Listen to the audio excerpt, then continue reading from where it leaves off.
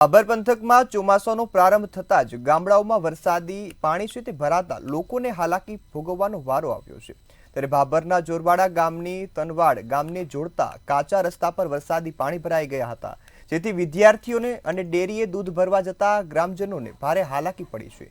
સહિતના જે વાહનો છે તે પણ અહીં પરેશાની વેઠી અને પસાર થઈ રહ્યા છે। આ મામલે 5 વર્ષથી વારંવાર રાજકીય આગેવાનો સહિત તંત્રને પણ રજૂઆત કરવામાં આવી છે, છતાં પણ નિરાકરણ ન આવતા ગામ લોકોને મુશ્કેલી વેઠવાનો વારો આવ્યો છે। ભણવા અમારો રસ્તો ખૂબ જ ખરાબ છે અને અમારા કપડાં બગડી જાય છે અને અમારા શિક્ષકો એમ છે કે તમારા કપડાં કેમ બગડી જાય છે। આ જોરવાડા તનવાડને જોડતો માર્ગ છે।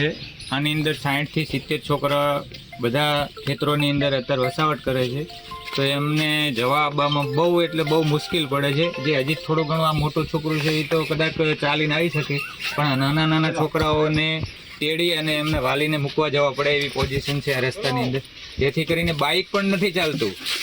તો બધાને ઘરે તો કંઈ 4 વ્હીલ ગાડી કે પિકઅપ તો હોતું નથી। તો સરકારશ્રીને રિક્વેસ્ટ છે કે આ રસ્તો થોડું ઘણું જોઈ લે અને સમારકામ જેટલું ઝડપી બને એટલું ઝડપી કરાવે। વરસાદની જો વાત કરીએ તો રાજકીય ક્ષેત્રે તાલુકા લેવલે જિલ્લા લેવલે ઘણા બધા વિકાસો થયા છે।